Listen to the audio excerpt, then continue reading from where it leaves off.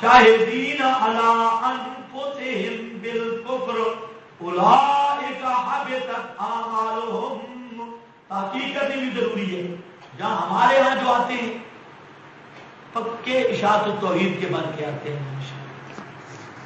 یہ گیٹ سے آگے ڈبے تو پکے اشاعتی ہوتے ہیں. پارک میں کچھ نہیں کہتا. وہ جو گیٹ ہے ہمارے مدرسے کا آگے شروع ہو گیا. ہمارا فلانی جمع حضرت شیخ القرآن مولانا غلام اللہ خان رحمت اللہ علیہ.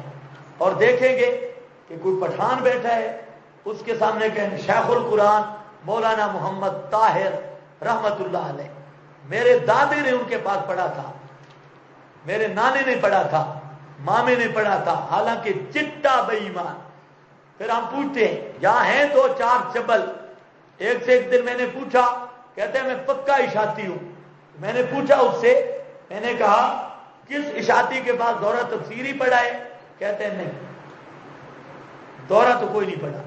میں نے کہا اشاعتی پھر کسی پلاسٹک والی فیکٹری کا نام ہے؟ اشاعتی ہوں. جو دورہ نہیں پڑھتا وہ اشاعتی بن سکتا ہی نہیں. اشاعت بنائے ہی دورے نے ہے. اور جو اشاعتی کے پاس دورہ نہیں پڑھتا, اور دورہ بھی خنسا مشکل کے پاس نہیں, دورہ کسی جنے اور مرد کے پاس پڑھے تاکہ پتہ چلے قرآن کہتا کیا ہے. یہ نہیں کہ کسی خنسا مشکل کے پاس بیٹھ جائے جو وہاں جی ہم کسی کو کچھ نہیں کہتے ہے الوداع پٹھا. پھر قرآن کیا بیان کرتا ہے کسی کو کچھ نہیں کہتا؟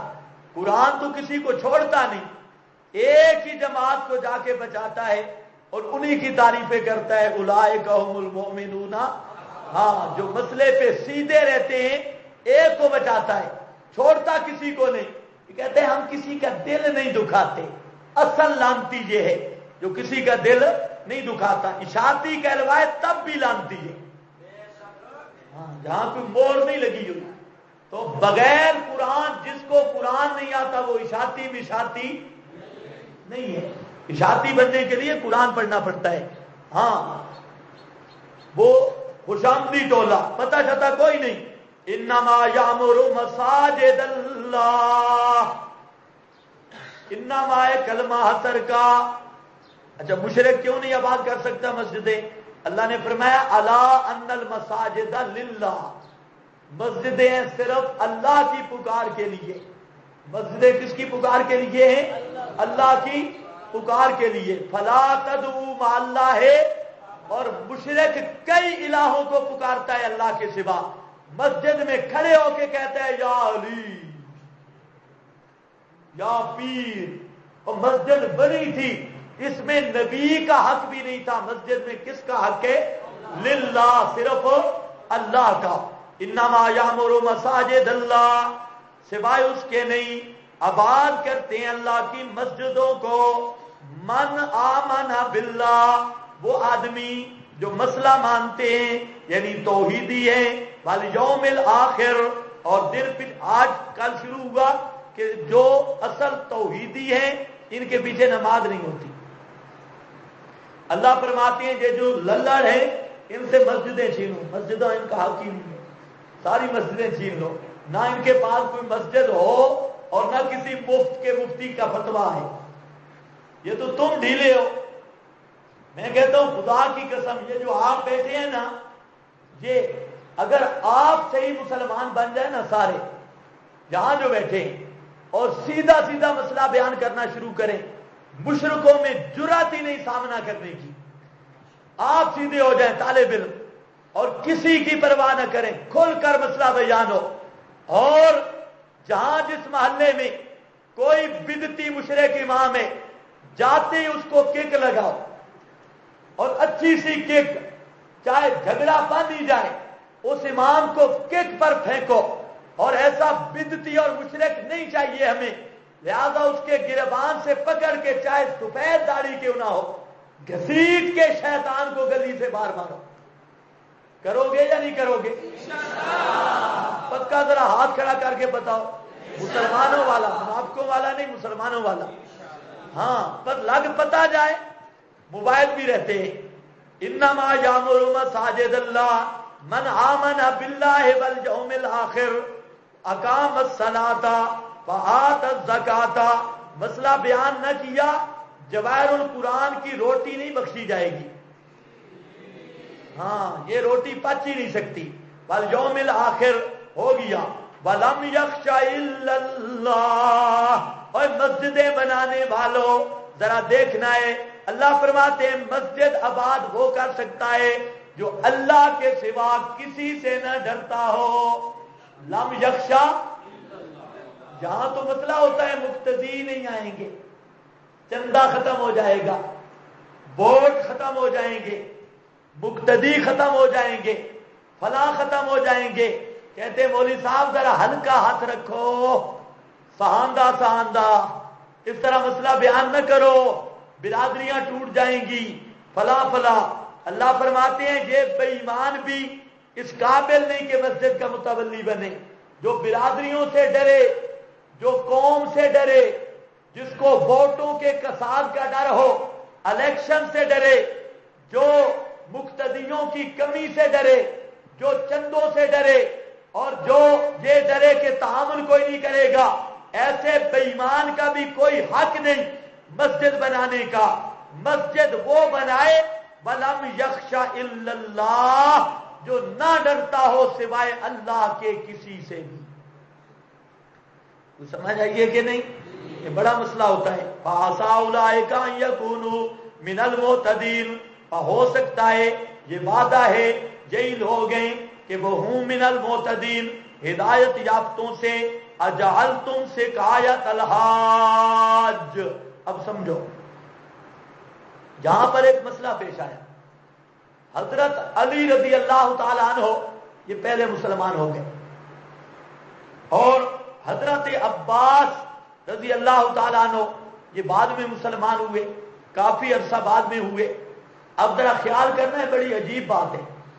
حضرت علی اور حضرت عباس کا آپس میں مناظرہ ہو گیا، گفتگو ہو گئی. اب حضرت علی جو تھے یہ بھتیجے تھے، حضرت عباس چچا ہے، بوڑھا آدمی ہے، اور وہ بعد میں مسئلہ سمجھا، ان کا آپس میں جھگڑا پڑ گیا.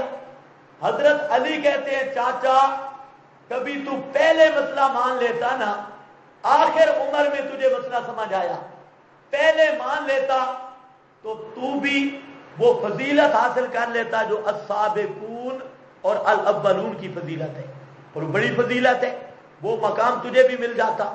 آگے سے حضرت عباس نے کہا بھتیجا مسئلہ یہ ہے کہ ہم بھی کوئی غلط کام تو نہیں کرتے رہے، تو کہتے ہیں پہلے مان لیتا، ہم بھی اس سے پہلے کوئی غلط کام تو نہیں کرتے رہے، ہم بھی کعبۃ اللہ کی خدمت کرتے رہے، حالت شرک میں حاجیوں کو ہم پانی پلاتے تھے، اور یہ سارا سال زبیب کٹھی کرتے. زبیب کس کو کہتے ہیں؟ وہ خشک جو کشمش جس کو کہتے ہیں، کشمش انگور خشک کر کے یہ سارا سال کٹھا کرتے مشرکین. حضرت عباس کی ڈیوٹی تھی حاجیوں کو ستو اور یہ پانی پلانے کی، تو سارا سال کٹھا کر کے جب حاجی آتے تو ان کو پانی کے اندر مکس کر کے وہ پانی پلاتے، ستو پلاتے. تو اس نے کہا بھتیجا تو جو کہتا ہے کہ میں پہلے اسلام لے آتا، تو میں بھی تو خدا کے گھر کی خدمت میں تھا تو مشرک، لیکن کوئی غلط کام میں تو نہیں تھا، کرتا تو نیکی تھا، خدا کے حاجی مہمانوں کی ان کو پانی پلاتا تھا، تو میں بھی کوئی غلط کاموں میں نہیں رہا. کوئی ہم فلمیں تو نہیں دیکھتے رہے، یا ہم بھی کوئی بازار میں تھوڑے ہی پھرتے رہے، ہم حاجیوں کی خدمت کرتے رہے، نیک کام کیا. سبحان اللہ. اللہ نے مسئلہ بیان کیا، یہ مکالمہ ہوا. اللہ نے فرمایا اجعلتم سقایۃ الحاج وعمارۃ المسجد الحرام کمن آمن باللہ والیوم الآخر وجاہد فی سبیل اللہ. سبحان اللہ. اللہ فرماتے ہیں اوے لوگوں کیا کرتے ہو تم حاجیوں کو پانی پلانا اور مسجد حرام کی تعمیر کرنا مثل اس کے جو ایمان لایا ساتھ اللہ کے. کیا مطلب؟ حاجیوں کو پانی پلانا اور مسجد حرام کی تعمیر کرنا یہ ایمان کے برابر نہیں ہو سکتا، یہ ایمان کے برابر ہاں حاجیوں کو ستو بھی پلاتے رہو، پانی پلاتے رہو، مسجد حرام کو آباد کرو، یہ نہیں ہو سکتا کمن آمن باللہ۔ حضرت عباس کو سمجھایا کہ اے عباس تو کہتا ہے کہ میں بھی نیکی کرتا رہا، حالت شرک میں نیکی بنتی نہیں، پھر کرنے کا کیا فائدہ؟ حالت شرک میں نیکی نفع دے گی؟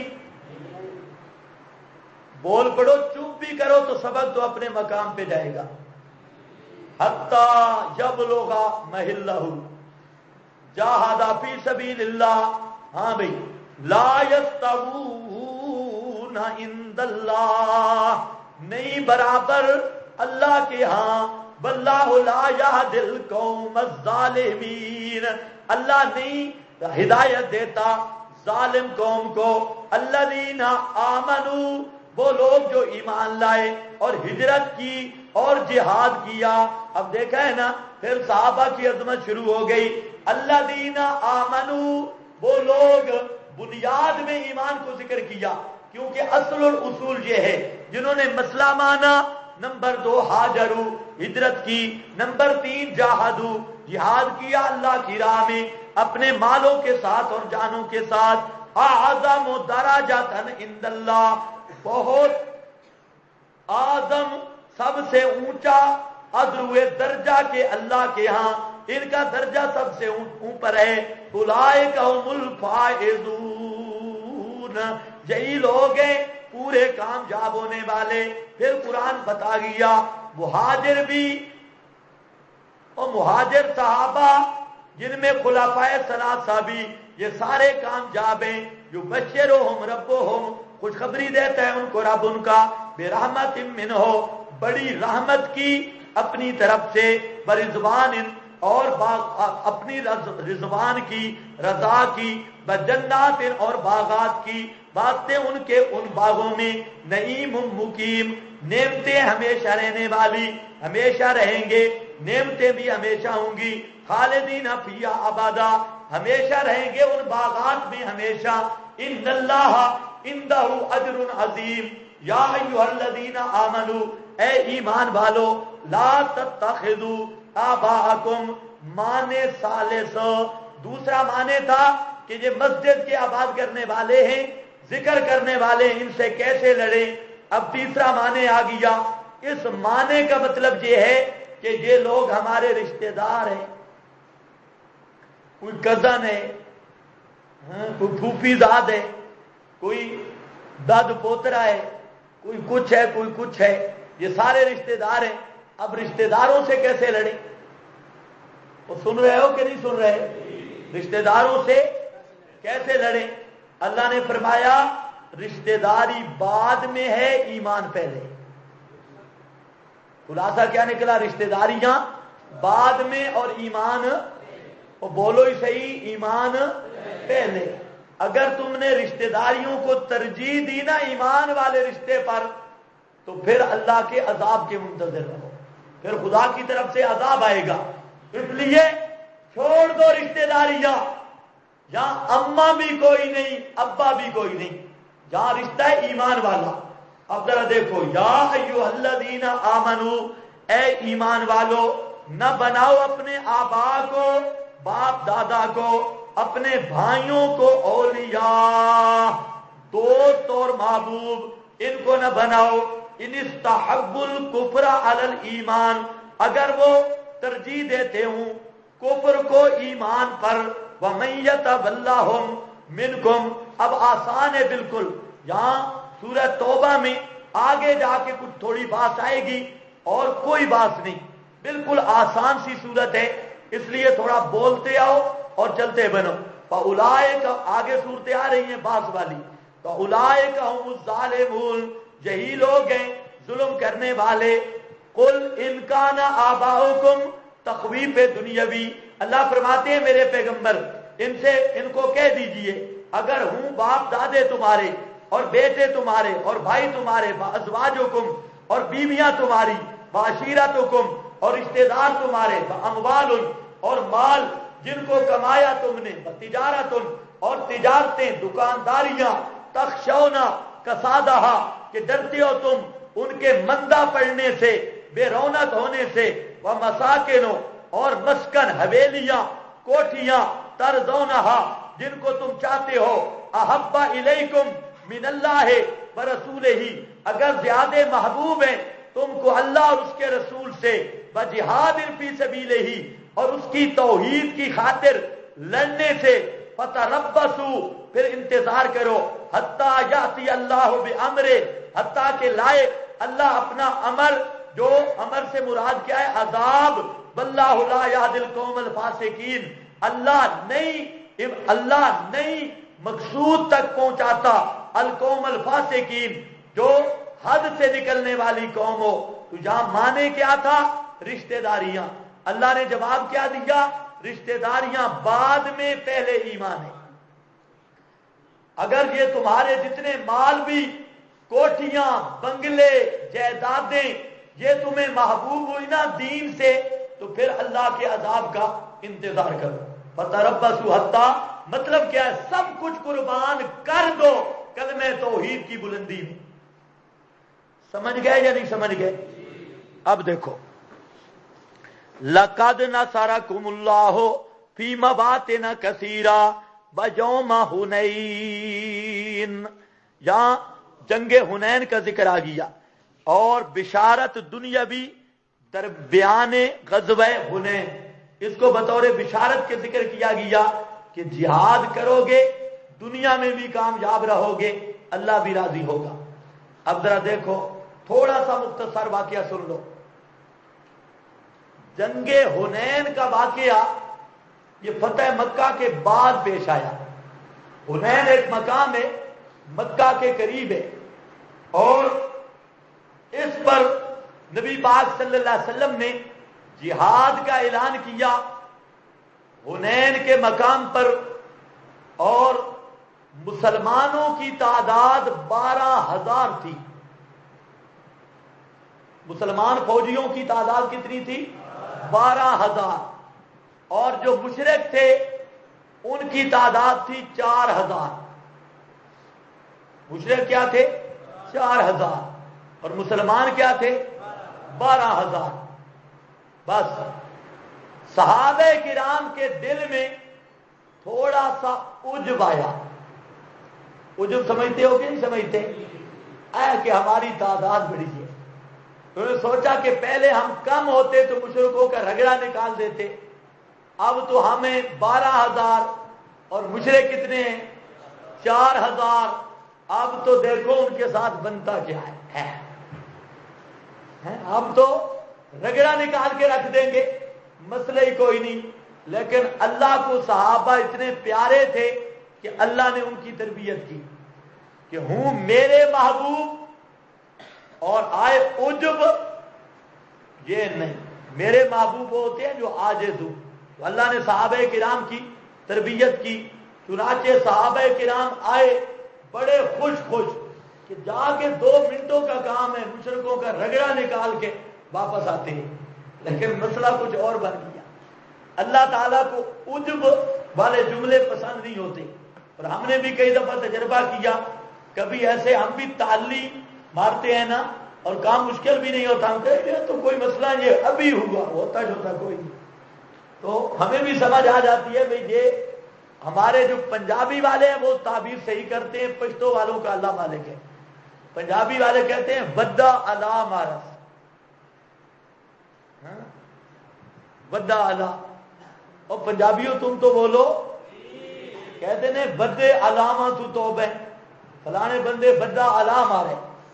ودا علا یہ عجب کا کلمہ، کہ اپنے جس سے ذرا ناز ظاہر ہو کہ میں یوں کر دوں گا۔ اور جس طرح حضرت موسیٰ علیہ السلام کھڑے تھے، پوچھا، تقریر کی نا بنی اسرائیل میں حضرت موسیٰ علیہ السلام نے، تو ایک بوڑھا کھڑا ہو گیا، یا کسی نے رکا دیا ہوگا آپ جیسوں نے، تو پوچھا کہ آپ سے بڑا مولوی بھی ہے کوئی؟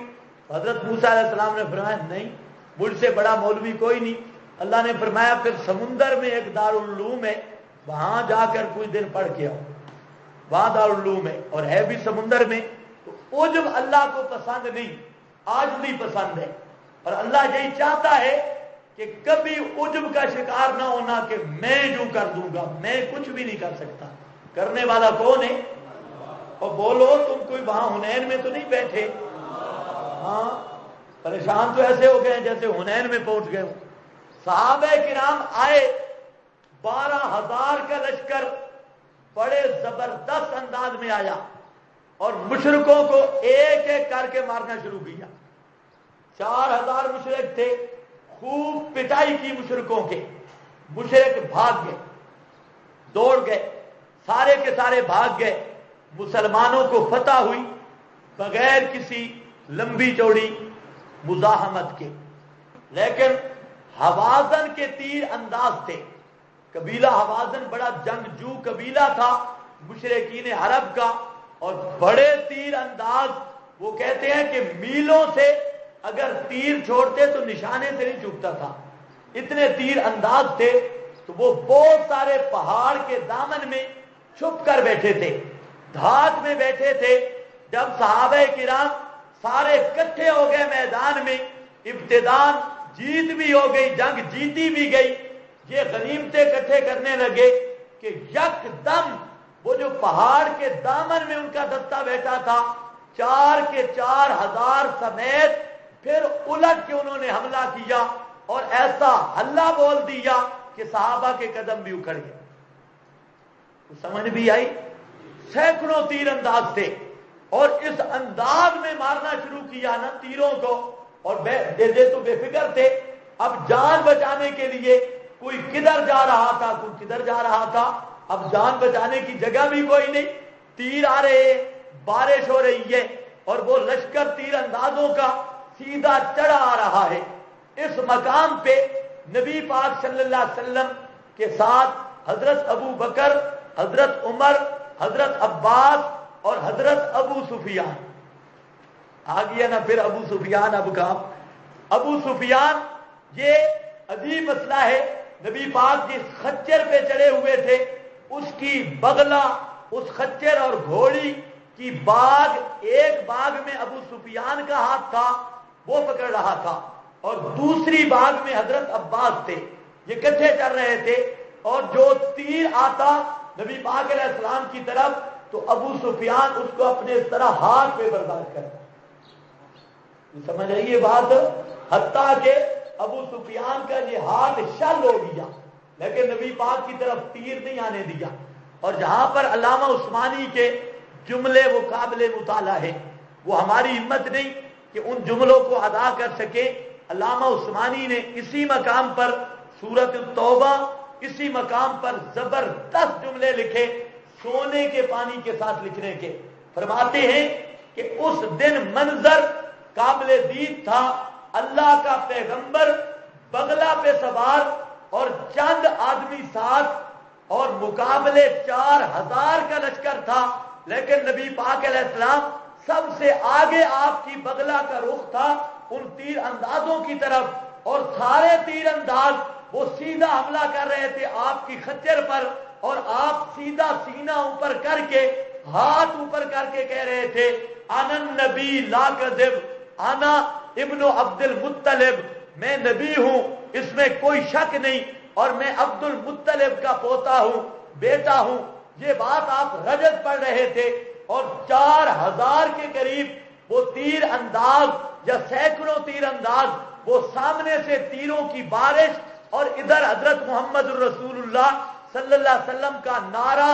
علامہ عثمانی فرماتے ہیں یہ اس بات کی سب سے بڑا معجزہ ہے آپ کی نبوت کا کہ ہزاروں سینکڑوں تیروں کی بارش میں یہی اعلان کرنا اور آگے بڑھتے ہی جانا کہ انا النبی لا کذب انا ابن عبد المطلب. یہ اعلان کرتے ہوئے ہزاروں تیروں کے سامنے سینہ کرنا، یہ وہی کر سکتا ہے جس کی پشت پہ اللہ کا ہاتھ ہو. تو سمجھ آئیے بات؟ ہاں، اس لیے مولوی بھی وہ بن سکتا ہے جو دلیر ہو.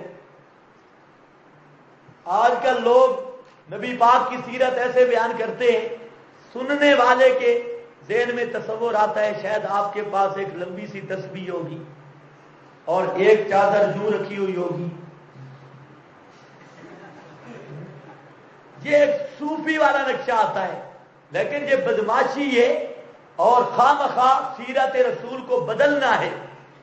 نبی کریم علیہ السلام کا لقب ہے امام، اپنا آپ کا لقب ہے نبی السیف، تلوار والا نبی.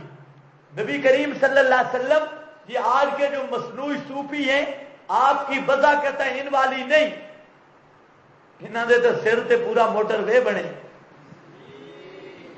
آپ نے ہمیشہ بال رکھے اور بال جہاں اور بساؤ کا آپ کے بال جہاں بھی آتے کندھوں تک بھی بال رکھے. بال مجاہدین کے ہوتے ہیں، امام المجاہدین کے بھی بال تھے. ادھر اسلام آباد میں ایک بدبخت آیا، وہ اجتماع کے بیان میں کہہ رہا تھا کئی جہل ہے، کہتا ہے کہ جو انہوں نے لمبے بال رکھے ہیں نا تو یہ اس لیے تاکہ فرشتے قیامت والے دن یہ ان لمبے بالوں سے پکڑ کے ان کو جہنم میں ڈال دیں. وہ مجاہدین پر ہٹ کر رہا تھا کہ مجاہدین نے لمبے بال اس لیے رکھے ہیں کہ تاکہ قیامت کے دن ان کے بالوں سے اللہ پکڑ کے. دیکھو دوستو بزرگو، ہماری دعوت تو بالکل پرامن ہے. میں نے کہا تمہاری ٹینڈ پر انشاءاللہ جہنم کے دانے پیسیں گے فرشتے، تمہاری ٹینڈ نہیں بچے گی. اگر جہاد کا انکار کیا تو یہ ٹینڈ شینڈ کام نہیں آئے گی.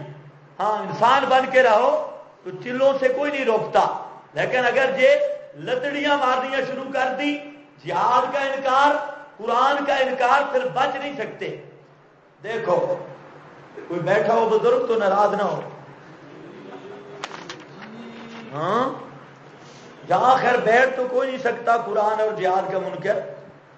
اگر کوئی بیٹھا 2 مہینے گزار بھی جائے قرآن کا دشمن تو ہے پھر بڑا ڈھیٹ. دیکھو لقد نصرکم اللہ فی مواطن کثیرہ، تو وہاں حضرت عباس نے آواز لگائی. تیروں کی بارش میں حضرت عباس کی آواز اونچی تھی اور کہتے ہیں عباد اللہ الی رسول اللہ، اللہ کے بندو رسول پاک کی طرف آؤ. اللہ نے حضرت عباس کی آواز کو اٹھایا، ہر صحابی کے کان میں پہنچ گئی، اور جہاں جہاں کوئی صحابی تھے پھر تو زخمی شیروں کی طرح وہاں سے اٹھے اور بھاگ کر نبی پاک کے قریب جمع ہو گئے. جہاں جہاں کہیں کسی کو آواز پڑی، زخمی تھا یا جس حالت میں بھی تھا، تو وہ سارے پروانے اپنی شمع کے ارد گرد جمع ہو گئے اور اپنے محبوب کے ارد گرد جمع ہو گئے، اور چند منٹوں میں حنین کا یہ مارکا فتح کر لیا. بڑا مال ملا، مال غنیمت، اور جتنے حنین کے قیدی تھے، یہ جتنے قید ہوئے جو مر گئے وہ تو مر گئے، قیدی اللہ کی شان سارے بعد میں مسلمان ہو گئے. جتنے قیدی تھے حنین کے بعد میں مسلمان ہوئے. تو جہاں پر خون گرا ہے نا تو وہ زمین زرخیز بن گئی ہے. اب آپ دیکھتے ہیں یہ سرحد والے لوگ یہ دیندار ہیں. کیوں؟ پنجاب تو بے دینی کا گڑھ ہے، بات صاف ہے، لیکن یہ جتنا سرحد ایریا ہے اس میں نیک لوگ ہیں، اچھے لوگ ہیں، اور بہت اچھے لوگ ہیں. اور نیک لوگ اس کی وجہ کیا ہے؟ یہی ایریے ہیں جو شاہ اسماعیل شہید جن ایریوں سے گزرا، اور یہ شہیدوں کے خون کا سینچا ہوا علاقہ ہے. اور یہی وجہ ہے کہ آج تک بھی اس زمین پر اللہ کی توحید کے آثار نظر آتے ہیں. آخر مباحث تو کا خون گرا ہے تو اللہ اس خون کی لاج رکھتے ہوئے اس زمین کو توحید کا مرکز بناتا ہے. اور اخلاص کی بات ہوتی ہے. یہ ہمارے یہ کوئی تصرف غیبی نہیں، کوئی مت سمجھے. ایک خطیب صاحب نے بیان کیا نا میاں والی میں، بڑا خطیب ہے ہماری جماعت کا، اس نے تعبیر کو یہ کی جہاں سے اسماعیل شہید گزر گیا آج تک وہ زمین بول رہی ہے. وہ جو خطیبانہ جملے چند کہے تو گاڑی میں بیٹھا تھا، ہم بھی کھڑے تھے، تو ایک بابا آ گیا. بابا کہتے ہیں مارا آج وہ چبل مار گئی ہے نا. خطیب نو آخ دے آج پھر چبل مار گئی ہے نا. چبل یعنی غلط بات کر گیا ہے نا. چبل کہتے ہیں بالکل جو مجنون باتیں کرتے ہیں، چبل بے معنی بک بک. ہاں بھائی بابے نے سمجھا، شاید متصرف سمجھائے. لقد نصرکم اللہ، بشارت دنیاوی. اللہ فرماتے ہیں پکی بات ہے امداد کی تمہاری اللہ نے فی مواطن کثیرہ. ذرا سوچ کے جواب دینا ہے. امداد کی تمہاری کس کی؟ نبی اور اللہ کی نصرت کس کے ساتھ ہوتی ہے؟ منافقوں کے ساتھ. اللہ کی نصرت کس کے ساتھ ہوتی ہے؟ ان اللہ مع المتقین مع الصابرین. اللہ کی نصرت منافق کے ساتھ نہیں ہوتی. اور اللہ قسم اٹھاتے ہیں لقد واللہ لقد. علامہ علوسی نے ضابطہ لکھا قد پر لام آئے تو معنی قسمیہ، یعنی عبارت یوں ہوتی ہے واللہ لقد، اللہ کی قسم.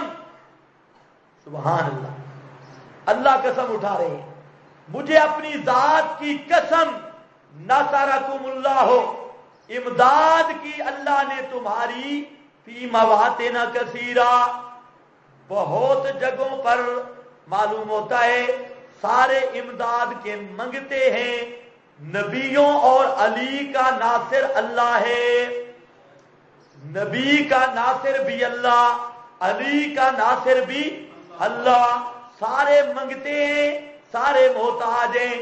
یوم حنین، اور خاص کر حنین کو، جبکہ آجبتکم کثرتکم، جب عجب میں تعجب میں ڈالا تم کو تمہاری کثرت نے کہ تم 12,000 ہو. فلم تغن عنکم، پس نہیں کام آیا تمہارے، شیئن، ذرا بر بھی تمہیں کثرت کام نہیں آ سکی. وَضَاقَتْ عَلَيْكُمُ الْأَرْضُ، اور تنگ ہو گئی اوپر تمہارے زمین. بوجہ تیر برسنے کے، جب تیروں کی بارش ہو رہی تھی تمہیں زمین میں سر چھپانے کی جگہ بھی نہیں ملتی تھی. بیمار رہوت، باوجود پوری کشادگی کے. ثم بلیتم، پھر مڑے تم مدبرین، پیٹ دینے والے. ثم انزل اللہ، سبحان اللہ، پھر اتارا اللہ نے سکینتہ، اپنی خاص رحمت، علی رسولہ، اوپر اپنے رسول کے، وعلی المؤمنین، اور اوپر ایمان والوں کے. آیت مسئلہ بتلا گئی کہ حنین کے سارے مجاہدین پکے مومن. کیا سمجھے ہو؟ حنین کے پکے سارے مجاہدین، سارے کے سارے کیا ہیں؟ پکے مومن. اب جو کہتے ہیں 3 تھے یا 1 تھے، قطعی مرتد اور زندیق ہے. قرآن بتاتا ہے انزل اللہ سکینتہ علی رسولہ، اللہ نے نازل کی سکینہ، اپنی خاص رحمت اپنے رسول پر اور ایمان والوں پر. علی المؤمنین، وانزل جنودا، اور اتارے لشکر، فوجیں، لم تروہا، جن کو تم نہیں دیکھ سکتے تھے. تو حنین کے مجاہدین کو اللہ کیا فرما رہا ہے کہ یہ پکے مومن تھے اور ان کے ساتھ اللہ کی نصرت تھی. یہ مسئلہ قرآن کا ہے یا نہیں ہے؟ اور بدر کے مومنین میں، مجاہدین میں ابو بکر، عمر، عثمان بھی تھے. اور بزرگوں، شیعہ سنی متفق ہیں، ابو بکر، عمر، عثمان بھی تھے اور آخر تک رہے بھی نبی کے ساتھ. تو ابو بکر، عمر، عثمان کا ایمان، ان پر اللہ کی نصرت، ان پر اللہ کی رحمت، یہ ساری چیزیں ثابت ہو گئیں. اب جو خلفائے ثلاثہ کے ایمان کا منکر ہو تو کیا ہوگا؟ مجھے بولو کیا ہوگا؟ پھر کہو وَأَنزَلَ جُنُودًا. اب ذرا چلو، اور اتارے فوجیں، اوپر سے بھی فوجیں آئیں. وہ فوجیں کیسی تھیں؟ لم تروہا، لم تروہا، جن کو تم نہیں دیکھ سکتے تھے. جو ہے نہیں ہے؟ کون نہیں دیکھ سکتے تھے؟ صحابہ. فرشتے اندر موجود تھے لیکن صحابہ دیکھ نہیں سکے. تو جو کہے میرا پیر سارے جہان کو دیکھتا ہے کھتری کے نہیں؟ جہاں صحابہ اولیاء اللہ کی جماعت، ان کے بارے میں قرآن کہتا ہے لم تروہا، فرشتے آ بھی گئے تمہارے اندر لیکن تم فرشتوں کو دیکھ نہیں سکے۔ جب فرشتوں کو دیکھ نہیں سکے، علی نہیں دیکھ سکتا، ابو بکر صدیق نہیں دیکھ سکا، تو پیر بھی حاضر، اگر صحابہ حاضر ناظر نہیں ہو سکتے تو پیر بھی حاضر ناظر نہیں ہو سکتے۔ تو سمجھ آئی جا گئی؟ یہ تو کہتے ہیں پیر مرید کے ساتھ ہے، کسی وقت جدا نہیں۔ احمد رضا خان لکھے ملفوظات شریف میں، اعلی حضرت نے، کہتا ہے ایک مرید کی 2 بیویاں تھیں، ماشاءاللہ۔ اب پیروں کے کام بھی دیکھنا، ایک مرید کی 2 بیویاں تھیں، حضرت پیر صاحب کی خدمت میں حاضر ہوئے، پیر صاحب نے پوچھا کہ رات کو ایک کے جاگتے ہوئے دوسری بیوی کے ساتھ ہم بستری کی یوں نہیں چاہیے۔ مرید نے پوچھا سرکار کہاں تھے؟ کہتا ہے 7 والا جو پلنگ خالی تھا اس پر میں تھا۔ کیا بات! یہ احمد رضا خان لکھ رہا ہے۔ پیر حاضر ناظر کیسے ہوتے ہیں؟ ابھی لوگ سمجھتے ہیں یہ مسلمان ہیں، کہتے ہیں 7 والا جو پلنگ تھا، اب میں تبصرہ نہیں کرتا، روزہ بھی ہے، قرآن بھی سامنے ہے، لیکن میرے تبصرے کے 5 نکات یہاں پر ہیں، 5 سوال ہیں۔ اچھا چلو 12۔ پلنگ جو خالی تھا اس پر میں تھا، اس نے کہا حضرت وہ سوتی نہیں تھی، وہ جاگتی نہیں تھی، سوتی تھی، سوتی میں جان ڈالی۔ یہ احمد رضا کے ملفوظات ہیں، لفظ ہے، اردو بھی خوبصورت۔ تو اس سے احمد رضا لکھتا ہے، اس سے معلوم ہوا پیر مرید کے ہر آن ساتھ ہے، کسی وقت جدا نہیں، پیر مرید سے جدا نہیں ہوتا۔ ہم بستری کے وقت جب فرشتے بھی کرامن کاتبین بھی جدا ہو جاتے ہیں، لیکن پیر ساتھ والے پلنگ پہ انتظار کرتا ہے اور ساتھ ہوتا ہے۔ پیر مرید سے کسی وقت جدا نہیں، ہر آن ساتھ ہے۔ یہ تو بریلوی مذہب ہے، صرف دجالوں کا۔ اب لوگ ابھی بھی اپنے آپ کو مسلمان کہتے ہیں، تو اس لیے یاد رکھو یہ زندیقوں کا ٹبر ہے، جہاں فرشتے ہیں اور فرشتوں کو زندہ علی نہیں دیکھ رہا۔ او بزرگوں، زندہ صدیق فرشتوں کو نہیں دیکھ رہا۔ قرآن کہتا ہے لم تروہا، تم نے ان کو نہیں دیکھا۔ جب علی اور صدیق حاضر ناظر نہیں تو یہ پیر بھی ہر جگہ پہ حاضر ناظر نہیں ہے۔ وعذب الذین کفروا، اور عذاب دے اللہ ان کو جنہوں نے کفر کیا۔ ذالک جزاء الکافرین، یہ بدلہ ہے کافروں کا۔ پھر رجوع کیا اللہ نے بعد اس کے، الی من یشاء، اوپر اس کے جس پر چاہیا۔ اللہ بہت معاف کرنے والا، رحم کرنے والا ہے۔ یا ایھا الذین آمنوا، اے ایمان والو، انما المشرکون نجس، سبحان اللہ، انما المشرکون نجس، پکی بات ہے مشرک پلیت ہیں۔ المشرکون نجس، مشرک نری گندگی ہے۔ نجسن ذو نجسن، نرا پلیت مشرک ہے۔ اور مشتق پہ حکم لگے، مادہ اشتقاق اس حکم کی علت ہوتا ہے۔ یہاں نجاست کی علت شرک ہے، شرک عین نجاست ہے۔ اسی لیے کلمہ کو کیا بولتے ہو؟ کلمہ طیبہ۔ کیا کہہ رہا ہوں؟ کلمہ کو کیا بولتے ہو؟ کلمہ طیبہ۔ پہلا کلمہ طیب پڑھتے نہیں ہیں؟ وہ قاری صاحب پڑھاتے ہیں پہلا کلمہ طیب۔ طیب مانا، طیب مانا پاک۔ یہ پہلا کلمہ اگر پڑھے گا تو دل پاک ہوگا، مانے گا لا الہ، اللہ کے سوا کوئی نظر نیاز کے لائق نہیں، کوئی سجدے رکوع کے لائق نہیں، کوئی پکار سننے والا۔ بولتے آؤ، جو کلمے کو مانتے ہو وہ خیر بولتے ہیں، جن کو شک ہے وہ نہ بولے۔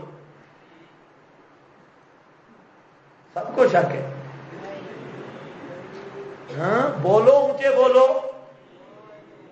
لا الہ الا اللہ کا کیا معنی؟ کہ پکارے سننے والا کوئی نہیں الا اللہ، نظر و منت کے لائق کوئی نہیں الا اللہ، سجدے رکوع کے لائق کوئی نہیں الا اللہ، پھیرے طوافوں کے لائق کوئی نہیں الا اللہ، پکار کے لائق کوئی نہیں الا اللہ، داتا دستگیر کوئی نہیں الا اللہ، گنج بخش غریب نواز کوئی نہیں الا اللہ، پوری کائنات کا حاجت روا صرف اللہ. یہ ہے. جب تک یہ عقیدہ نہیں آئے گا، مشرک ہوتا ہے اصل گندگی، ایک ہوتا ہے ناجاسون اور ایک ہوتا ہے ناجسون، دونوں میں فرق ہے. ناجس تو یہ ہے کہ کپڑے پہ گندگی لگ جائے تو کپڑا ناجس ہو گیا، اور ایک ہے ناجاسون، عین گندگی. عین گندگی حضرت شیخ کا معنی ہے عین گھو، عین گندگی، گندگی کا عین، نری پلیتی. ہاں بھائی، مشرک اگر 7 سمندروں میں بھی اس کو نہایا جائے، خدا کی قسم پاک نہیں ہوتا جب تک توحید کا مزہ، توحید کا مسئلہ مانے نہیں. آب زمزم کے کنویں میں جو مشرک گر جائے اور مشرک کو ہوتے دے کے نکالو، نرا پلید دا پلید، اتنا خنزیر پلید نہیں جتنا مشرک پلید ہے. بے شک خنزیر کے پیچھے نماز ہو جاتی ہے، مشرک کے پیچھے. یہ عجیب مسئلہ ہے. کہتے ہیں ہم اپنی نمازوں کی قربانی دیتے ہیں، نمازوں کی نہیں دیتے، ایمان کی قربانی دیتے ہیں. مشرک کے پیچھے نماز پڑھنے والا مسلمان نہیں. یاد رکھ، یہاں تو برادری آتی ہے نا. مشرک امام آ گیا، کہتے ہیں میں نے وضو ہی کوئی نہیں کیا تھا. ہے بے ایمانہ، وضو کر نہ کر، کھڑا تو مشرک کے پیچھے. کہتے ہیں نکل نہیں سکتا. ایک دن میں لاہور سے آ رہا تھا، روزے تھے، مغرب کی نماز تھی، راستے میں اڈے پہ گاڑی کھڑی ہوئی، عام سواری والی گاڑی تھی، اڈے پر مسجد تھی. میں نے دیکھا مسجد پر کوئی نشان نہیں، یا رسول مدد، مشرکوں کے کوڈ ہوتے ہیں، کچھ نہیں. میں نے سمجھا شاید مباحثوں کی مسجد ہے. ایک کونے پہ لکھا ہوا تھا لہو دعوت الحق، یہ بھی لکھا ہوا تھا. بس یہ دیکھ کر تو ہم سیدھے افطاری کی مسجد میں چلے گئے. اگلی سب میں امام کے پیچھے جا کر میں بیٹھ گیا. زندگی میں پہلا موقع تھا بغیر تحقیق کے صرف وہ پھٹی دیکھ کر گیا، لہو دعوت الحق. وہاں پر جب گیا تو بڑا رش ہو گیا مسجد میں. وہ پیچھے سے روزے تھے، اڈا تھا، پیچھے سے لوگ ہی لوگ، آپ کی کوٹھی تک لوگ ہی لوگ تھے. تو میں بھی پیچھے سیدھا کھڑا ہو گیا. مسجد کے پیچھے بھی لوگ تھے، دور تک لوگ تھے. اب امام صاحب کی جب پگڑی میں نے دیکھی تو شک مجھے پڑ گئی، مسئلہ گڑبڑ ہے. پگڑی خاص انداز سے باندھی ہوئی تھی، اور جب مونچھے میں نے دیکھی تو اور شک پڑ گیا. اور اس نے تلاوت شروع کی، غیر المغضوب علیہم ولا الضالین. بس جہاں پر جب پہنچا میں نے نماز چھوڑی اور سیدھا پیچھے. وہ جو صفحے تھی سب کو چیرتا چیرتا چیرتا چیرتا چیرتا. انہوں نے سمجھا شاید وضو ٹوٹ گیا ہے یا کیا مسئلہ ہے. وہ سیدھا کیا، چلتا چلتا چلتا چلتا چلتا وہ پیچھے نکل گیا. وہاں پر میں نے تھوڑا انتظار کیا. ساتھ میرے چند آدمی تھے، وہ گاڑی والے. میں نے کہا ان کو ذرا بتاؤں گا. تو وہ جب میں نے دیکھا اب ان کی نماز ختم ہو گئی، میں نے اپنی نماز شروع کر دی. سامنے ہی کھڑے ہوتے. اب میں نماز پڑھ رہا تھا، وہ نماز پڑھ کے آئے، وہ اکٹھے ہو گئے. سوار سے کہتے آپ نے کیا کیا، آپ نے جماعت کے ساتھ نماز کیوں نہیں پڑھی؟ مولوی صاحب بھی تھے ادھر. میں نے کہا یہ خنزیر ہے، مشرک ہے، اس کے پیچھے نماز نہیں ہوتی. کہتے جی کلمہ پڑھتا ہے، توبہ توبہ. میں نے کہا کلمہ پڑھنے والا جو شرک کرے اس کو شریعت کہتی ہے مرتد، اور مرتد کو 1 منٹ بھی شریعت اجازت نہیں دیتی. اور جو بغیر کلمہ پڑھ کے مشرک ہو اس کے ساتھ بعض چیزوں میں گزارا ہو سکتا ہے. اور جو کلمہ گو مشرک ہے یہ اتنا پلیت ہے، اتنا پلیت کہ اس کے ساتھ ایک منٹ بھی گزارا نہیں ہو سکتا۔ بہرحال لمبی چوڑی بات ہوئی تو یہ جو کہتے ہیں نا مشرک کے پیچھے نماز پڑھتے ہیں، خدا کی قسم یہ بے ایمان ہے۔ کون؟ نماز پڑھنے والا جو مشرکوں کے پیچھے اقتدا کرتے ہیں نا، یہ قطعاً بے ایمان ہے۔ اور اگر جائز سمجھتے ہیں تو صریح واضح زندیق ہے اور کوئی شک نہیں، چاہے کوئی بھی ہو اور کسی طرح بھی ہو۔ اس لیے یاد رکھو، یا ایھا الذین آمنوا انما المشرکون نجس، اے ایمان والو پکی بات ہے، مشرک نرا گند ہے، نجس نرا پلیت۔ نرا کیا ہے؟ پلیت۔ جب تک شرک کا کتا اندر ہے، 7 سمندروں میں نہایا جائے، آب زمزم کے کنویں میں گر جائے، اس میں رہے، وہ پکا پلیت ہے۔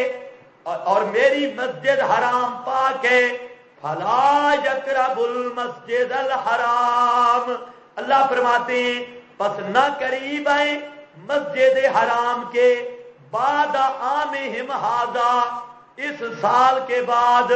سبحان اللہ، حضرت علی اعلان کر رہے تھے حج اکبر پر، اور وہ منادی ہو رہی تھی کہ مشرک پلیت ہیں، لہذا آج کے بعد کوئی مشرک مسجد حرام میں نہیں آ سکتا۔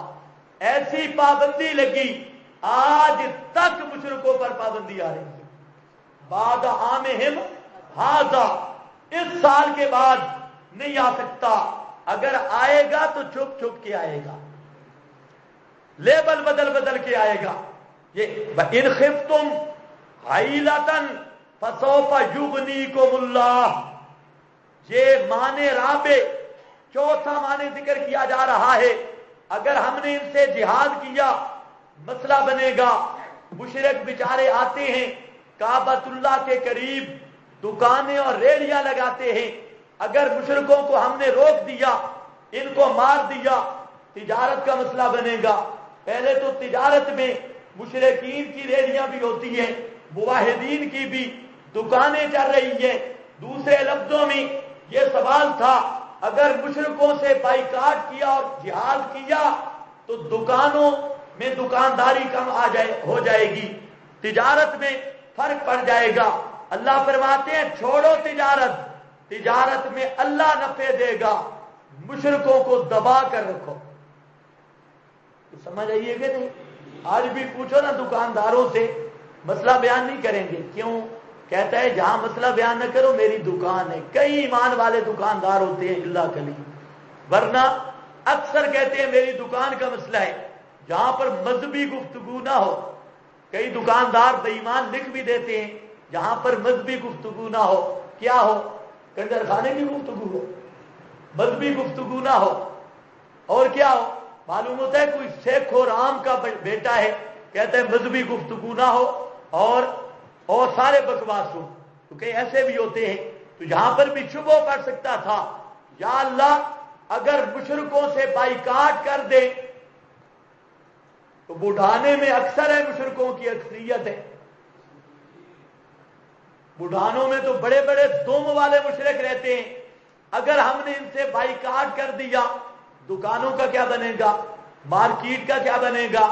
ہماری تجارت کا کیا بنے گا؟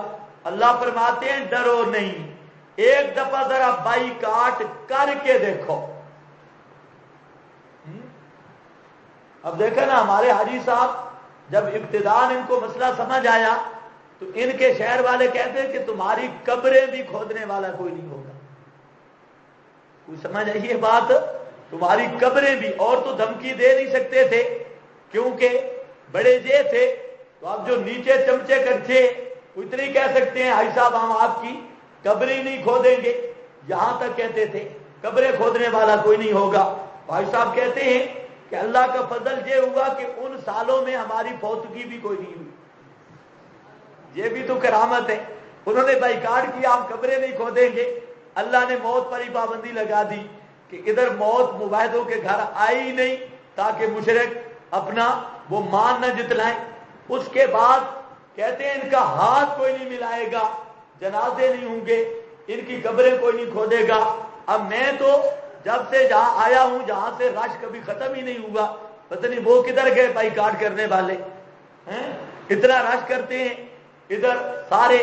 تو یہ مسئلہ ہوتا ہے. یہاں پر بھی اللہ نے یہ مسئلہ بیان کیا، فرمایا تجارتیں، تمہارے یہ کاروبار، تمہاری سیاستیں، تجارتیں، کاروبار، اس کا چنتا اور فکر نہ کرو. ان خفتم عیلتن، اگر تم ڈرے عیلہ سے، عیلہ کا معنی تجارت میں گھاٹا ہوگا، دکانیں بند ہوں گی، منافع کم ہوں گے. فرمایا فسوفا، تو اللہ کے ہاں تو بہت کچھ ہے نا. فسوفا یغنیکم اللہ، اللہ اپنے فضل سے تمہیں غنی کر دے گا اور مشرک گاہکوں کی ضرورت ہی نہیں رہے گی. انشاء، اگر چاہے وہ اپنے فضل سے تمہیں ایسی چیزیں عطا کرے گا تمہیں مشرکوں کی ضرورت ہی نہیں رہے گی. یہ انسان تھوڑا سا چی اختیار کر لے نا، چی بٹے مضبوط ہو جائے، اور جب مضبوط ہوتا ہے تو اللہ پھر خاص نصرت اتارتے ہیں، اور وہ نصرت آدمی پھر آنکھوں سے دیکھتا ہے. اللہ فرماتے ہیں میں فضل کر دوں گا. ان اللہ علیم الحکیم. قاتل الذین، دعویٰ سورت انفال، جہاں انفال کا دعویٰ ذکر کیا سورت الانفال کا، اور فرمایا قتل کرو ان کو، قتل کرو مشرکوں کو. 10 وجوہ قتال کا بیان ہوگا. کیوں قتل کرو؟ 10 وجوہات سے. اللہ فرماتے ہیں قتل کرو مشرکوں کو. کیوں قتل کرو؟ کتنی وجوہات ہیں؟ بولو بولو، کتنی وجوہات ہیں؟ 10 وجوہات اشرا. 10 وجہ بیان ہوں گی کہ ان مشرکوں کو، ایک بے ایمان کو نہ چھوڑو، مارو ان پلیتوں کو. قاتلو دعوی سورت، لڑو مارو الذین لا یؤمنون باللہ. پہلی وجہ یہ توحید کے منکر ہے. پہلی وجہ کیوں لڑو کہ یہ توحید کے، یہ غیر اللہ کو حاجت روا سمجھتے ہیں. ان کا نظریہ ہے بابا قبر والا بھی کچھ نہ کچھ کر سکتا ہے، غیر بھی نظر و نیاز کے لائق ہے، غیروں کی نظریں منتے دیتے ہیں. اور اس لیے لا یؤمنون باللہ مراد کیا ہے؟ یہ ایمان نہیں لاتے، یعنی مسئلہ توحید نہیں مانتے. ولا بالیوم الاخر، اور نہیں ایمان رکھتے 7 دن پچھلے کے. مطلب کیا ہے؟ دوسری وجہ قیامت کے بھی منکر ہیں. توحید کے منکر ایک، قیامت کے بھی منکر. ولا یحرمون ما حرم اللہ. نمبر 3، اللہ کے حراموں کو حرام نہیں سمجھتے. جس چیز کو اللہ نے حرام کیا یہ اسے حرام نہیں سمجھتے، نہیں حرام کرتے. ما حرم اللہ ورسولہ، جس کو اللہ نے حرام کیا اور رسول نے حرام ہونا بتلایا یہ. اور چوتھی وجہ ولا یدینون دین الحق، یہ مسئلہ یہ دین حق کو قبول نہیں کرتے. من الذین اوتوا الکتاب، ان لوگوں سے جو دیے گئے کتاب. حتیٰ یعطوا الجزیہ، حتیٰ کہ دیے جائیں جزیہ. ان کو مارو اور اہل کتاب کے مولوی اور پیر ان سے جزیہ لو، ٹیکس وصول کرو. اور ٹیکس کیسا؟ یہ نہیں کہ آپ تو بیٹھے گھروں میں کسی نوکر کو کہیں کہ ٹیکس جمع کرا کے آ. فرمایا نہیں، آئیں یا دن ان بےایمانوں کو کہو خود دفتر میں آنا ہوگا، اپنے ہاتھ سے ٹیکس دے کر ذلیل ہوں گے. کیا سمجھے ہو؟ نرمی ہو رہی ہے نا. اللہ فرماتے ہیں کسی آدمی کے واسطہ سے بھی ٹیکس نہیں دینا، جزیہ. آپ آئے نا مولوی، آئے نا پیر، آئے نا نواب اور بڑا، اور اپنے آن یا دن ہاتھ پہ اٹھا کے کھڑا ہو، جی حضرت صاحب کیا ہے؟ جی جزیہ. یہ ہے ان یا دن، یہ ہے ذلت. اللہ فرماتے ہیں یہ ذلیل ہوں وہم صاغرون، وہ ذلیل ہو کر رہ جائیں. کتنی وجہ آ گئی؟ شابج بولو. ایک وجہ کیا ہے؟ لا یؤمنون، توحید کو نہیں مانتے. ولا بالیوم، قیامت کو نہیں مانتے. یحرمون، اور نہیں حرام ٹھہراتے اس کو. اللہ نے غیر اللہ کی نیازیں حرام کی، اللہ نے 11ویں حرام کی. اللہ نے جتنی چیزیں غیر اللہ کے نام پر یہ بکرے چھترے ما اہل بھی لغیر اللہ، ان کو حرام کیا، اور یہ سمجھتے ہیں تبرک. یہ کیا سمجھتے ہیں؟ تبرک. یہ کہتے ہیں بڑا اونچا حلال ہے، بڑی برکت ہے. اللہ فرماتے ہیں مارو ان بے ایمانوں کو، یحرمون ما لا یحرمون ما حرم اللہ ورسولہ. چوتھی وجہ لا یدینون، جلدی بولو جلدی جان چھوٹے، لا یدینون دین الحق من الذین اوتوا الکتاب. ان سے اوت الکتاب کا معنی بتا چکا ہوں امام رازی. وہ کہتا ہے اوت الکتاب سے مراد ہے بڑے بڑے ملا، بڑے بڑے پیر یہودیوں کے، عیسائیوں کے. حتیٰ یعطوا الجزیہ، حتیٰ کہ دیں جزیہ. اور کیسے دیں؟ واسطے کے ساتھ، چپڑاسی کو بھیج کر. فرمایا نہیں، آئیں یا دن اپنے ہاتھ سے دے. وہم صاغرون، اس حال میں کہ وہ ذلیل ہونے والے ہوں. قالت الیہود، پانچویں وجہ مارو ان ملاؤں کو اور پیروں کو، یہودیوں کے مولوی اور پیر قتل کر دو. یا اللہ کیوں؟ فرمایا قالت الیہود، یہودیوں نے کہا عزیر ابن اللہ، عزیر اللہ کا بیٹا. وقالت النصارى، اور کہا عیسائیوں نے المسیح ابن اللہ، مسیح اللہ کا بیٹا. ذالک قولہم بافواہہم، یہ بات ہے. ذالک قولہم، یہ قول ہے ان کا، یہ بک بک بازی ہے ان کی. بافواہہم، ان کے منہوں کی. ریس کرتے ہیں ان لوگوں کی جو کافر ہوئے. من قبل، اس سے پہلے. قاتلہم اللہ، لعنت کرے اللہ ان پر. انا یؤفکون، کہاں یہ پھرے جاتے ہیں. پانچویں وجہ، یہود اور نصارہ کو سب کو پتہ ہے یہ جو اس کے دین کے یا روس کے یا ہندو جو ہیں یہ قوم ہیں کس پیغمبر کے منکر یا نسل سے چلے آتے ہیں. آپ آیت دیکھ رہے ہیں؟ آیت میں نہیں تو تذکرہ ہو رہا ہے نہیں. اب ترجمہ چھوڑ کے اس لائن پہ آ جائیں، ترجمہ جائے گا. خدا کے بندے ترجمے کے مطابق سوال کرو. ہاں، اس کے ضمن پھر ہندوؤں کا ذکر تیرے ذہن میں آ گیا. اب ہندوؤں کی تحقیق شروع کر دیں، ہندوؤں کی تحقیق شروع کر دیں اور ترجمہ چلنے دے. خدا کا بندہ ٹائم کتنا رہتا ہے؟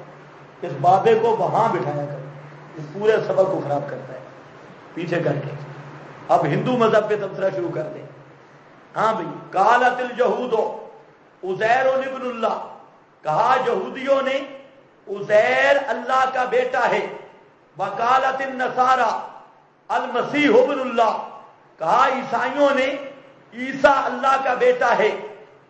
یہ بیٹا کہنے کا کیا مطلب؟ وہ کبھی یہ نہیں کہتے، آج بھی عیسائیوں کی کتابیں موجود ہیں، وہ کبھی یہ نہیں کہتے کہ اللہ نے معاذ اللہ جمع کیا اور حضرت عیسیٰ پیدا ہوئے. جس طرح بیٹا حقیقی پیدا ہوتا ہے اس طرح کے وہ بھی قائل نہیں. ان کا نظریہ یہ ہے کہ اللہ نے ان کو طاقتیں دی ہیں.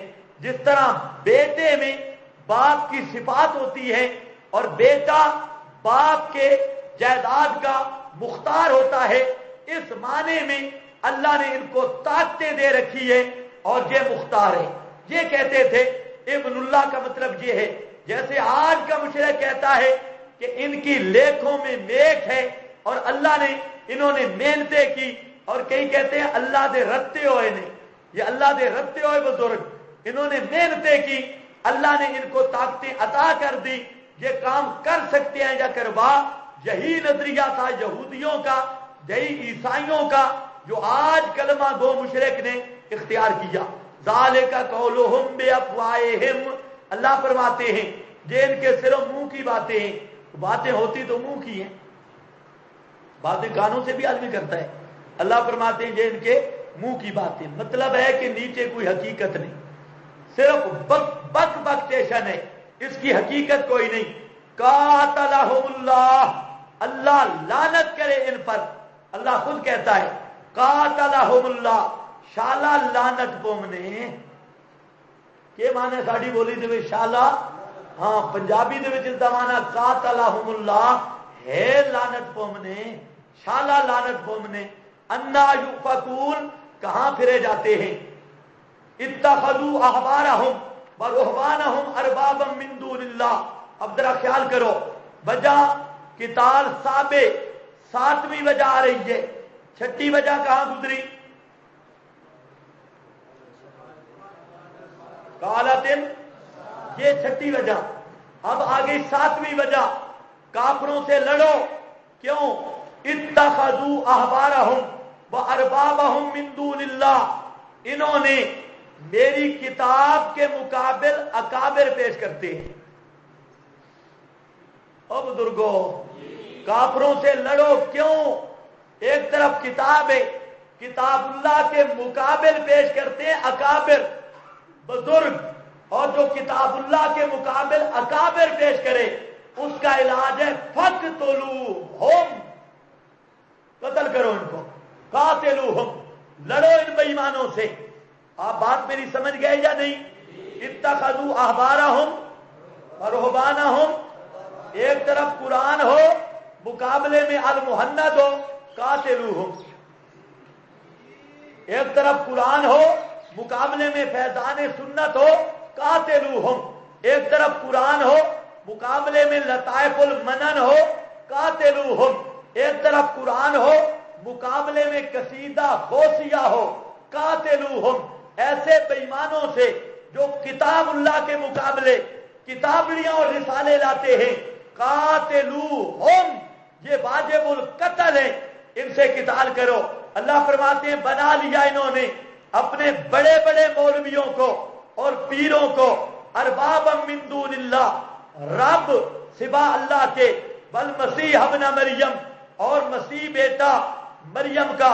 اب ذرا خیال کرو احبار رہبان جو تھے مولوی اور پیر, اور بزرگوں مولوی اور پیر یہ پتھر کے بت تھے جی.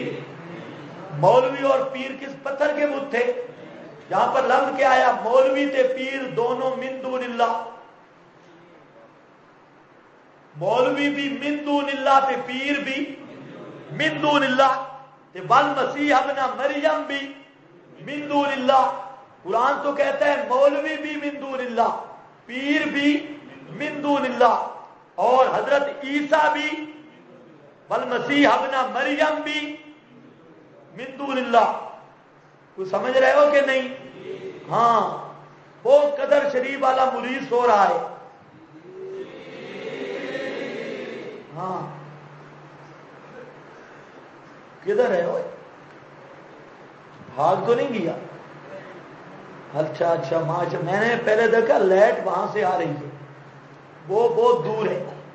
اس نے آج اپنی جگہ بدل دی, اور مجھے ہر ایک کی جگہ کا پتہ ہے, مرسل سب کا معلوم ہے. میں بھی دیکھ رہا تھا کہ وہ بزرگ پتہ نہیں کدھر گئے. وہ سن رہا ہے یا نہیں سن رہا؟ من دون اللہ بت ہے یا مولوی؟ بت ہے یا پیر؟ بت ہے یا نبی؟ المسیح ابن مریم. یہ مشرک اللہ ایک ہی لفظ کہہ دیتے, جتنی آپ ایسے پڑھو گے نا, او جی من دون اللہ ہے, اور من دون اللہ کا معنی ہے بت, پتھر والے بت, اور ہم پکارتے ہیں اولیاء اللہ کو. اب اس کو دیکھتے جاؤ, اربابا من دون اللہ والمسیح ابن مریم. یہ پہلے میں بتا چکا ہوں کہ ابھی مسلمان ہوا, نبی پاک کے پاس آ گیا اور آ کر عرض کرتا ہے یا رسول اللہ, قرآن نے ہم پر الزام لگایا, ہمارے اندر یہ عیب تو کوئی نہیں تھا. آپ نے فرمایا وہ کیا؟ کہتا ہے یا رسول اللہ, قرآن نے یہ بات کی کہ ہم مولویوں اور پیروں کو رب بناتے تھے, ہم تو اپنے مولوی پیر کو رب نہیں کہتے تھے. آپ نے فرمایا یہ بات بتاؤ, اللہ کی کتاب ایک چیز کو حلال کہتی, مولوی اور پیر اس کو حرام کہتا, کس کی بات مانتے؟ حضرت علی کہتے ہیں جی بات تو مولوی پیر کی مانتے, خدا کی کتاب کی نہ مانتے. آپ نے فرمایا یہی تو ہے مولویوں کو رب بنانا, یہی تو ہے مولوی کو, اور مولوی بن رہے ہو. قرآن کے مقابل کوئی کتاب پیش کرنے والا اس مصنف کو کیا سمجھتا ہے؟ رب. او بزرگو, ایک طرف قرآن اور مقابل میں آ جائے دادے کی کتابڑی، شیخ الحدیث کی کتابڑی، مولوی کی کتابڑی، اب وہ کتاب مانی جائے گی یا اللہ کی کتاب؟ مجھے بولو، اللہ کی کتاب۔ اگر اللہ کی کتاب کے مقابل کسی پیر مولوی استاد کی کتاب مانتا ہے، اس کا مطلب یہ ہوا کہ اس پیر یا مولوی کو رب بنا رہا ہے، اور جو خدا کے علاوہ کسی کو رب بنائے وہ کبھی بھی مسلمان نہیں ہو سکتا۔ باقی جو اس کے بھی نام رکھتے رہو، کوئی مسئلہ نہیں۔ وما امروا، اس لیے میں زور لگا رہا ہوں، آج بھی یہی مصیبت ہے، ایک طرف قرآن ہوتا ہے، مقابلے میں بزرگ ہوتے ہیں، اور قرآن کی 100 آیت سنا دو، آخر میں اچھا وقت پھر بزرگا نہیں سمجھا، بزرگوں کی عبادت نہیں آ گئی۔ یہی مصیبت ہے کہ نہیں؟ یہی مصیبت تھی یہودیوں میں، یہی مصیبت تھی پہلے زمانے کے مشرکوں میں، جو آج کے اس کلمہ گو مشرک میں یہی مصیبت آئی۔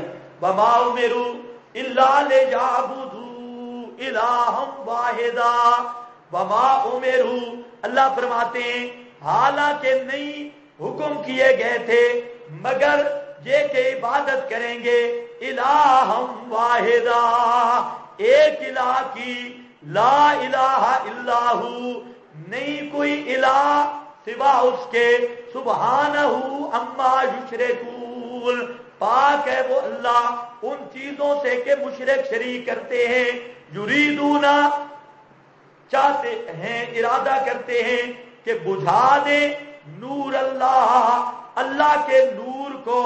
نور اللہ سے مراد کیا ہے؟ توحید، مسئلہ توحید کو بجھا دیں، منصوبے بناتے ہیں، اردا گرد اکٹھے ہوتے ہیں، ہائے کاش کہ کسی طرح مسجد اقصی بے رونق ہو جائے۔ تو سمجھے ہو کہ نہیں سمجھے؟ ہاں، کسی طرح مسجد نبوی بے رونق ہو جائے، کسی طرح کعبۃ اللہ بے رونق ہو جائے، کسی طرح محمد صلی اللہ علیہ وسلم کے مرید آپ سے جدا ہو جائیں، چاہتے ہیں ان یطفئوا نور اللہ، یہ کہ بجھا دیں اللہ کے نور کو، مسئلہ توحید کو، اپنے منہوں کے ساتھ پھونکے مارتے ہیں، توحید کو پھونکوں سے بجھانا چاہتے ہیں۔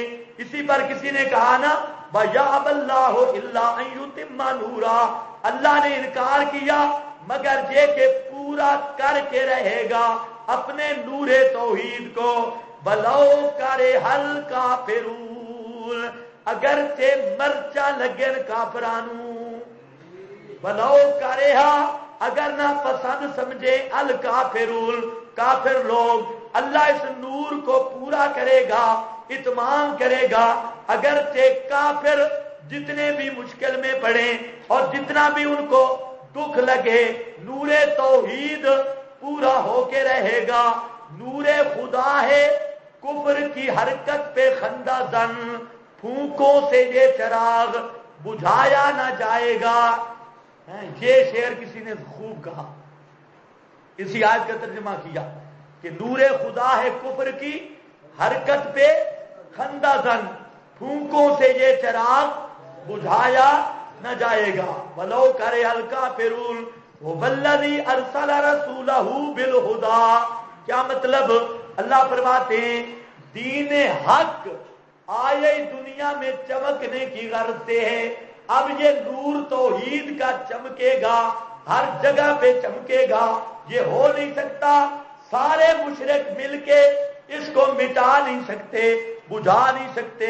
وہ اللہ ہے جس نے بھیجا رسول اپنا بالہدا، ہدا سے مراد کیا ہے؟ بالقرآن، قرآن کے ساتھ بدین الحق کے، اور حق والا دین دے کر، وہ دین حق کیا ہے؟ لہو دعوت الحق، کہ پکار کے لائق صرف اللہ ہے۔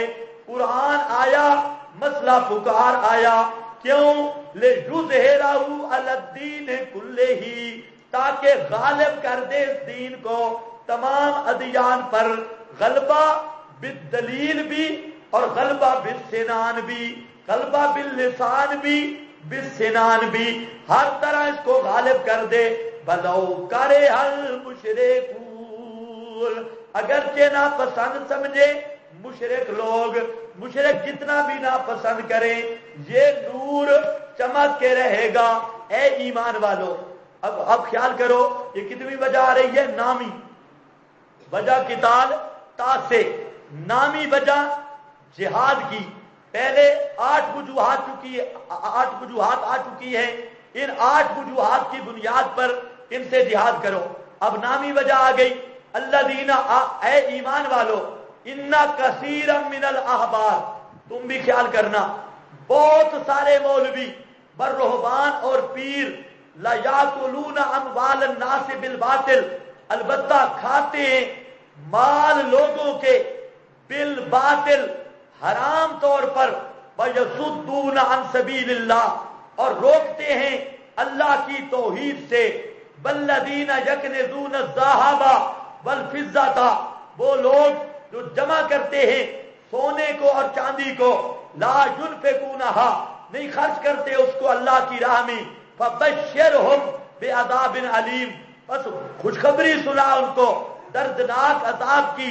یوم یحمى علیہا، جس دن تپایا جائے گا اوپر اس کے، فی نار جہنم، جہنم کی آگ میں، فتکوی بہا، پس دم دیا جائے گا اور داغا جائے گا، بہا ساتھ اس کے، ان کے ماتھوں کو، وجنوبہم، ان کے پہلوؤں کو، وظہورہم، ان کی پیٹھوں کو. ھذا ما کنزتم، یہ وہ مال ہے جو تم جمع کرتے رہے، لانفسکم، اپنی جانوں کے لیے، فذوقوا ما کنتم تکنزون، پس چکھو جو تھے تم جمع کرتے، خزانہ جمع کرتے. اللہ فرماتے ہیں نامی وجہ مارنے کی، مارو ان کو. کیوں؟ اس لیے، بس چند منٹ حوصلہ کر لو، مارو ان کو اس لیے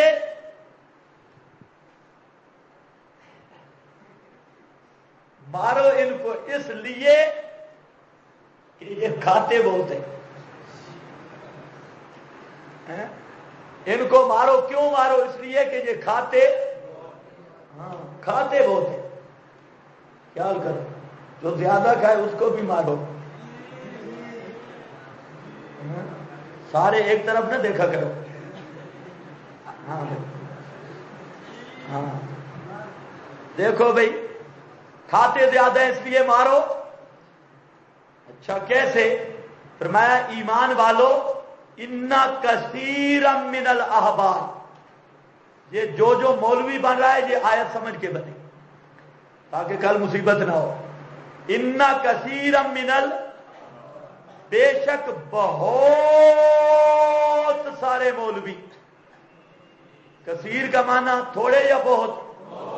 کثیرن، بہت سارے، من الاحبار، بڑے بڑے مولوی، شیخ الحدیث، بڑے بڑے مفتی. الاحبار صرف مفتی نہیں، مف توڑ، اور مولوی نہیں، مول بوڑ. ہبر کہتے ہیں بڑے مولوی کو، اور بڑا مفتی، بڑے بڑے حضرات، والرہبان، اور بڑے بڑے پیر. روحبان کس کے؟ راہب کی جمع ہے. راہب کس کو کہتے ہیں؟ وہ بولو، راہب، پیر، بڑے بڑے پیر، بڑے بڑے مولوی کیا کرتے ہیں یا اللہ؟ میں لا یاکلون، البتہ کھاتے ہیں، اموال الناس، مال بھی نہیں، اموال، مال الناس نہیں. یہ نہیں فرمایا لوگوں کا مال کھاتے ہیں، نہیں، کئی قسم کے مال، کئی قسم کے مال، قسموں قسم کے مال جو مل جائے. اموال الناس بالباطل، ناجائز طریقوں سے، غیر اللہ کی نیازیں، نظروں کے نام پہ. اور دوسرا وہ ظالم یصدون عن سبیل اللہ، مال بھی کھاتے ہیں اور توحید سے بھی روکتے ہیں. مال بھی کھاتے ہیں اور توحید سے بھی. اس لیے قاتلوہم، ان کے ساتھ جہاد کرو اور قتل کرو ایسے ملا کو اور ایسے پیر سے زمین کو صاف کر دو جو مال کھانے پہ آئے 3 من اڑا جاتا ہے اور مسئلہ بیان کرنے سے زبان گم گئے. ایسے شیاطین کے ساتھ جہاد کرو. سمجھ گئے یا نہیں سمجھ گئے؟ امام قرطبی نے لکھا ہے اور سید محمود آلوسی نے روح المعانی میں فرماتے ہیں یہ آیت اگرچہ یہود کے حق میں ہے لیکن اس امت کے لٹیرے ملا اور پیر کو بھی اپنے عموم کے اعتبار سے شامل ہے. تو سمجھ آئی یہ بات؟ اب ذرا دیکھو، مولوی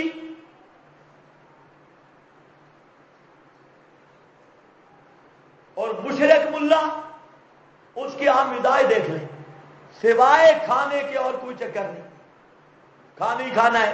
اچھا نکاح جو ہوا ہے، نکاح تو ہوا میاں بیوی کا، مولوی صاحب وہاں جا بیٹھے اور وہاں یہ مولوی صاحب 1000 روپے، آج کل تو نکاح مہنگا ہو گیا ہے، 4-5 ہزار. یہ مولوی صاحب کس چیز کی فیس لے رہا ہے؟ ایک مولوی صاحب سے میں نے کہا یہ حق مار تو نہیں لیتا تو؟ بھائی نکاح ان کا ہے، یہ 1000 2000 300 یا 300 تو توبہ مولوی لاڑی پڑے گا. یہ 3-4 ہزار مولوی صاحب کس چیز کی فیس دیتا ہے؟ کوئی آدمی اس کا جواب دے.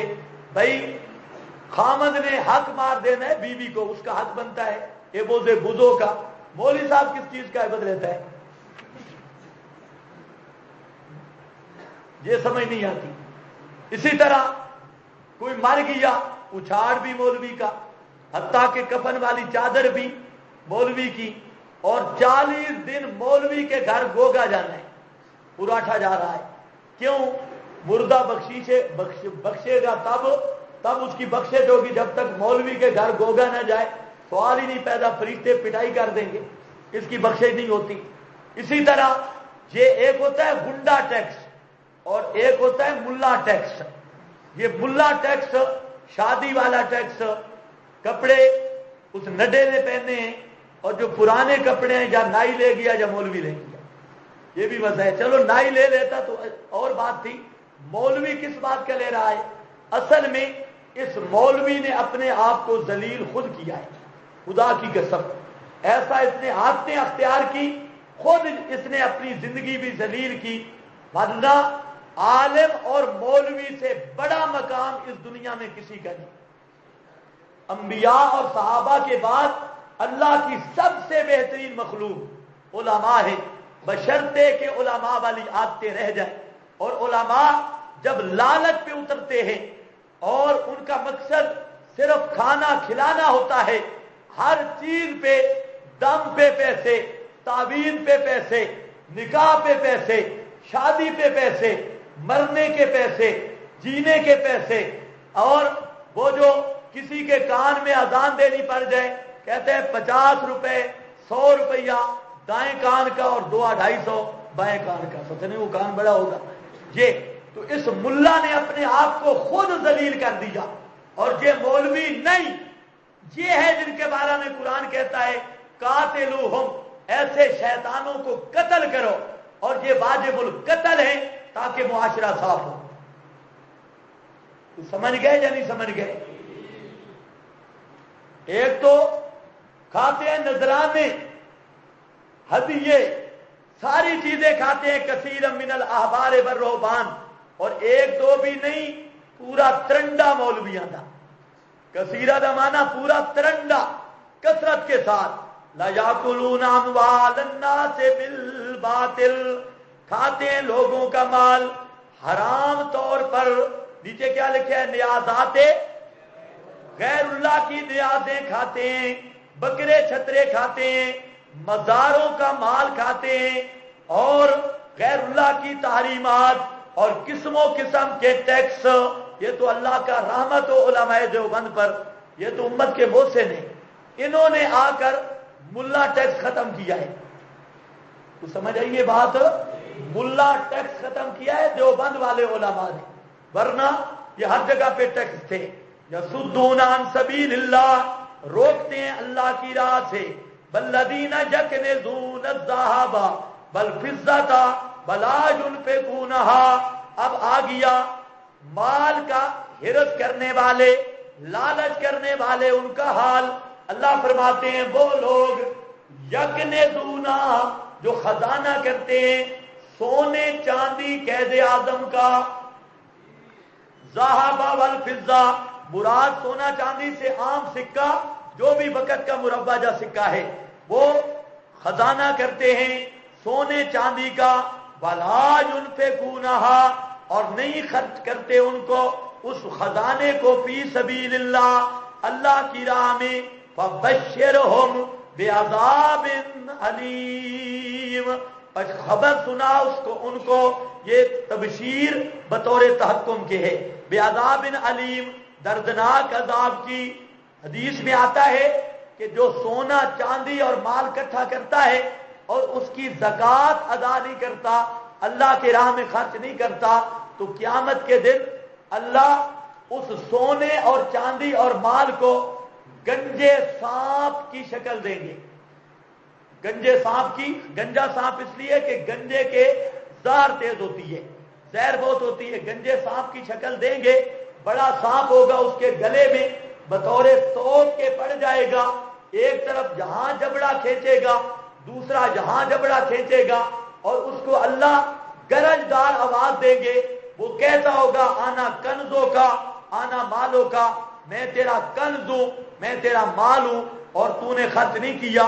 قرآن پاک میں وہی ذکر ہے جس دن تپایا جائے گا اوپر اس کے آگے آگ جہنم میں، اور فتقوا بہا، یہ تقوی بھی دیکھ لو، تقوی اسے بھی تقوی ہے، اور داغا جائے گا اس کے ساتھ ان کی پیشانیوں کو، ان کے ماتھوں کو، ان کی پیٹھوں کو، ھذا ما کنزتم، کہا جائے گا یہ ہے وہ مال جو تم جمع کرتے تھے، لانفسکم فذوقوا ما کنتم، پس چکھو جو تھے تم جمع کرتے۔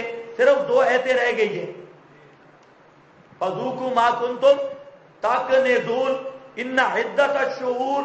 بس ایک مسئلہ سمجھ لو، مشرکین عرب میں ایک خرابی تھی، اور وہ خرابی یہ تھی نسی، خرابی کا نام کیا ہے؟ النسی، کیا بول رہا ہوں؟ خرابی کیا ہے؟ النسی، کیا مطلب؟ نسی کا معنی ہوتا ہے اپنے مقام سے ہٹانا، آگے پیچھے کرنا۔ ان میں خرابی یہ تھی کہ یہ مہینوں کو آگے پیچھے کرتے، مثلا لڑائی ہو رہی ہے اور آ گیا ہے محرم، ان کا بڑا بزرگ کھڑا ہو کے اعلان کرتا کہ بھائی اعلان سن لو، آج انشاءاللہ اس سال والا محرم یہ بعد میں ہوگا اور سفر پہلے ہوگا، جہاں محرم کی جگہ فلانا مہینہ پہلے ہوگا۔ تو جو قتال جن مہینوں میں حرام تھا تو یہ بابا کھڑا ہو جاتا مینارے پر اعلان کر دیتا کہ اس سال جو ہے رجب یہ بعد میں چلا گیا اور شعبان پہلے آ گیا، شعبان کو ہم نے پہلے کر دیا۔ اس کو کہتے ہیں النسی، یعنی مہینوں کو بدل دینا اپنی خواہش کے مطابق۔ اس کو قرآن نے کفر قرار دیا اور اس کی اصلاح کی، فرمایا ان عدت الشہور عند اللہ، بے شک گنتی مہینوں کی اللہ کے ہاں 12 شہرن، 12 مہینے ہے، فی کتاب اللہ، اللہ کی لکھت میں، اللہ کی لکھت میں سال کے کتنے مہینے ہیں؟ 12۔ کب سے؟ یوم خلق السماوات والارض، جس دن اللہ نے پیدا کیے آسمانوں کو اور زمین کو، منہا ان میں سے، اربعۃ حرم، 4 مہینے حرمت والے ہیں۔ وہ 4 مہینے پتہ ہے نا حرمت والے، جن میں ایک کیا ہے؟ محرم بھی۔ اللہ فرماتے ہیں جس دن آسمان و زمین پیدا کیے اس دن 4 مہینوں کو حرمت دی۔ لوگ سمجھتے ہیں محرم کو فضیلت ملی حضرت حسین کی شہادت سے، اللہ تعالیٰ فرماتے ہیں کہ کب سے حرمت ملی ہے؟ جس دن آسمان و زمین کو پیدا کیا، ابھی دنیا بنی نہیں تھی، پہلے دن 12 مہینے پیدا کیے اور 4 مہینوں کو فضیلت دی۔ وہ 4 مہینے کیا ہیں؟ حرم، محترم مہینے ادب کے، ذالک الدین القیم، یہی مسئلہ ہے دین ابراہیمی کا۔ حضرت ابراہیم کا دین جو مشہور ہے صفت قیم کے ساتھ، اس میں بھی یہی مسئلہ تھا، فلا تظلموا فیہن، پس نہ ظلم کرو ان میں اپنی جانوں پر، وقاتل المشرکین کافۃ، اور قتل کرو مشرکوں کو کافۃ، سب مل کر، کما یقاتلونکم، جیسا کہ وہ قتل کرتے ہیں تم کو کافۃ، سب مل کر، وَاعْلَمُوا أَنَّ اللَّهَ، اور یقین رکھ لو بے شک اللہ مع المتقین، ساتھ پرہیزگاروں کے ہے، انما النسیء، بے شک نسی ہٹا دینا مہینوں کو اپنی جگہ سے، زیادۃ فی الکفر، یہ کفر میں زیادتی ہے، گمراہ رکھتا ہے اللہ ساتھ اس کے، الذین کفروا، ان کو جنہوں نے کفر کیا، جو حلال کرتے ہیں آمن ایک سال کو اور حرام کرتے ہیں آمن ایک سال کو، تاکہ موافق کو عدت ما حرم اللہ، عدت اس کی جو اللہ نے حرام کیا، بس حلال کرتے ہیں ما حرم اللہ کو، زین لہم، مزین کر دیا گیا واسطے ان کے، سوء اعمالہم، برا عمل ان کا، واللہ لا یہدی القوم الکافرین۔